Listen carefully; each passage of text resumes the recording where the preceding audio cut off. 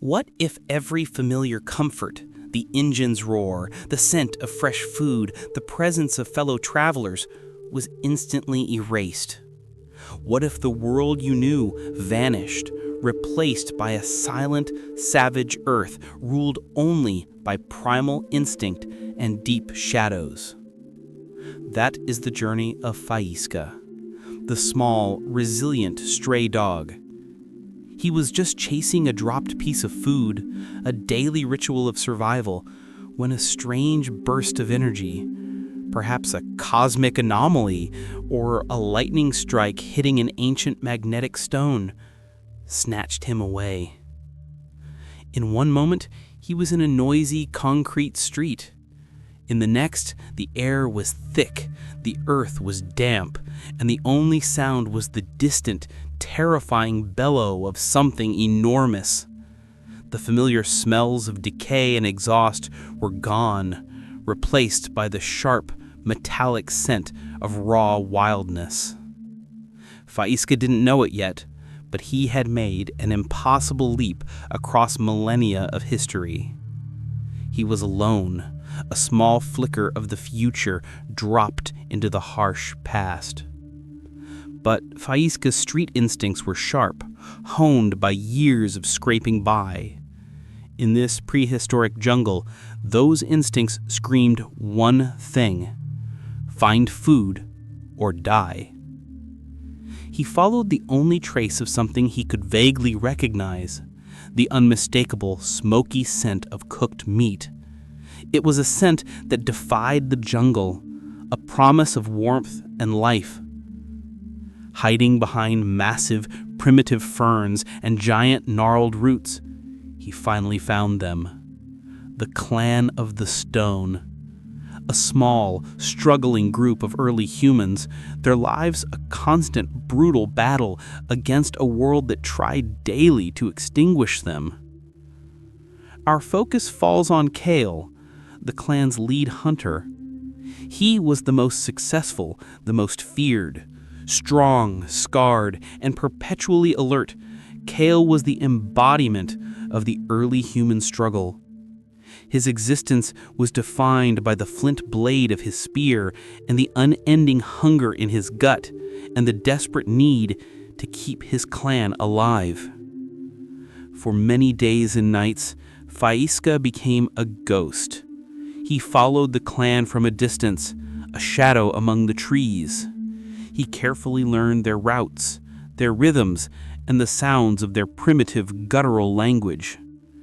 His entire existence now revolved around waiting for a small window of opportunity to scavenge the scraps of bone and fat they tossed aside after a difficult kill. This was no easy task. Kael was relentlessly watchful. He sensed the unseen presence, the small, quick shadow that always moved just beyond the firelight. Kael initially thought it was a new, cunning kind of small predator, one too fast to catch, too smart to trap. He began to see the dog's presence as an irritation, a direct challenge to his pride as the ultimate hunter. The tension grew over 2 full weeks. Faísca was getting thinner, his hope dwindling. Kael, meanwhile, was obsessed with catching the shadow creature that stole their tiny scraps. He devoted entire afternoons to setting crude, hidden traps around the periphery of their camp. One frigid, desperate night, a blizzard of snow mixed with thick, biting mist descended upon the land. The cold was a cruel, silent killer. The entire clan huddled close in their shallow cave, their small fire struggling against the elements. Faísca, starving and shivering, saw his chance, but also felt the overwhelming threat of death. He saw a large piece of fresh carcass lying slightly too far from the fire's minimal safety, lying exposed. He crept forward, his belly flat to the earth. The meat was within reach, but the snow-covered ground concealed a snare he hadn't noticed. A loose collection of sharp, broken flints. Kael's meticulously crafted alarm system. Faísca stepped on it. Crunch! That small sound was magnified tenfold in the quiet, frozen night. Kael's eyes snapped open. He knew that sound. It wasn't the wind. It wasn't the snow. It was prey. Kael roared a primal alarm, grabbing his heaviest spear and leaping to his feet. The chase was on. This wasn't a game. This was a desperate race fueled by Kael's fundamental need to feed his clan and assert his dominance. Faísca ran, weaving desperately between the great frozen rocks, his modern agility meeting the hunter's primal strength. But the vast, unforgiving plains were nothing like the chaotic, safe alleys of the city. Kael was faster on this terrain, fueled by pure, survival-driven adrenaline. He quickly outmaneuvered and cornered Faísca in a shallow, rocky outcrop, his escape routes completely blocked. The other clan members, the women, the old men, and the children arrived, their primitive torches casting monstrous, dancing shadows on the cave walls. They cheered Kael on, their cheers a primal demand for sustenance. The small brown animal was trapped. Its fate was sealed. Kael raised the spear high above his head, his face grim, his muscles taut as stone. The world narrowed to the terrifying point of the flint spear and the fearful, caramel-colored eyes of the dog. Faísca knew the fight was utterly lost. He could snarl, he could bite, but that would only hasten the kill. He had one last resort, the action that would defy millennia of evolution and set the course for coexistence. He dropped his head, lowered his body, and exposed his neck. The ultimate, honest act of submission. Kael froze. The hunter paused, his mind, trained only for the kill, short-circuited by confusion. Why didn't the animal snarl? Why did it offer its weakest spot? It was illogical. Then, Faísca crawled a single inch forward, and with a desperate, trembling flick of his tongue, he licked the heavy, fur-covered hand of the man. A wave of profound silence washed over the scene. The clan watched, stunned into stillness. The kill was supposed to be easy, violent, and satisfying. Instead, they were witnessing an impossible moment of peace. Kael saw more than just meat. He saw trust. He saw an unearned, pure form of loyalty, a vulnerability that disarmed his primal rage.